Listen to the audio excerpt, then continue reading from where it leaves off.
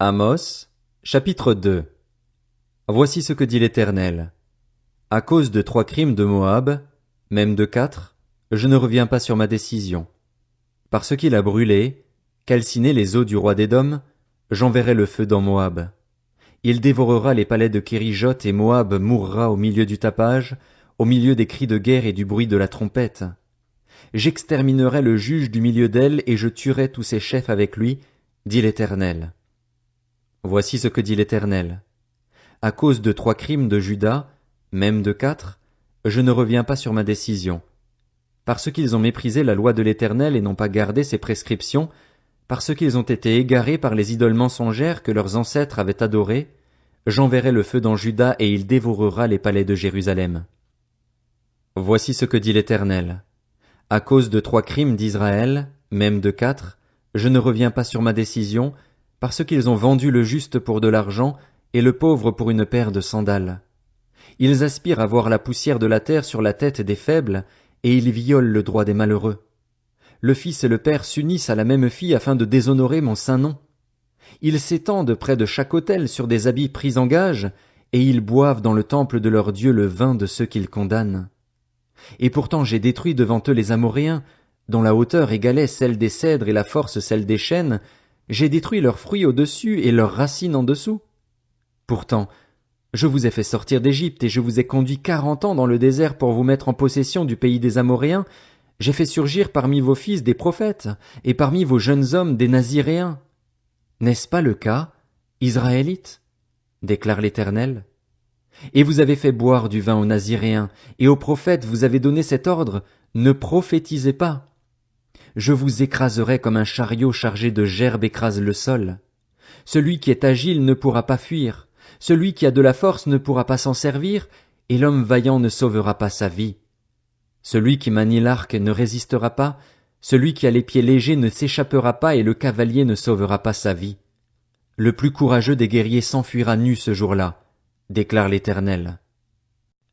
Amos, chapitre 3. Écoutez cette parole que l'Éternel prononce contre vous, Israélites, contre toute la famille que j'ai fait sortir d'Égypte. Je vous ai choisis, vous seuls parmi toutes les familles de la terre, c'est pourquoi j'interviendrai contre vous pour tous vos péchés. 2 hommes marchent-ils ensemble sans s'être concertés? Le lion rugit-il dans la forêt sans avoir une proie? Le lionceau pousse-t-il des cris du fond de sa tanière sans avoir fait une capture? L'oiseau tombe-t-il dans le filet qui est à terre sans qu'il y ait d'appât? Le filet se referme-t-il sans avoir pris quelque chose? Sonne-t-on de la trompette dans une ville sans que le peuple soit dans l'épouvante? Arrive-t-il un malheur dans une ville sans que l'Éternel en soit l'auteur? En effet, le Seigneur, l'Éternel, ne fait rien sans avoir révélé son secret à ses serviteurs les prophètes. Le lion rugit, qui ne serait pas effrayé? Le Seigneur, l'Éternel, parle. Qui pourrait ne pas prophétiser? Faites retentir votre voix dans les palais d'Asdod et dans les palais de l'Égypte, et dites, rassemblez-vous sur les montagnes de Samarie et voyez quel immense désordre au milieu d'elles, quelle violence s'y commettent. Ils ne savent pas agir avec droiture, déclare l'Éternel, ils entassent dans leurs palais le produit de la violence et du pillage. C'est pourquoi, voici ce que dit le Seigneur, l'Éternel.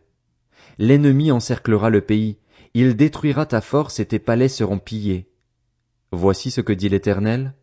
Le berger ne peut arracher à la gueule du lion que 2 jambes ou un bout d'oreille, et c'est ainsi que seront sauvés les Israélites qui sont assis dans Samarie à l'angle d'un lit et sur des tapis de Damas. Écoutez et donnez cet avertissement à la communauté de Jacob, déclare le Seigneur, l'Éternel, le Dieu de l'univers. Le jour où je punirai Israël pour ses transgressions, je frapperai sur les autels de Béthel. Les cornes de l'autel seront brisées et tomberont par terre. Je démolirai les maisons d'hiver et les maisons d'été. Les palais d'ivoire seront détruits, les maisons des grands disparaîtront, déclare l'Éternel. Amos, chapitre 4. Écoutez cette parole, vaches du Basan qui êtes sur la montagne de Samarie, vous qui opprimez les faibles, qui écrasez les pauvres et qui dites à vos maris, apportez à boire et buvons.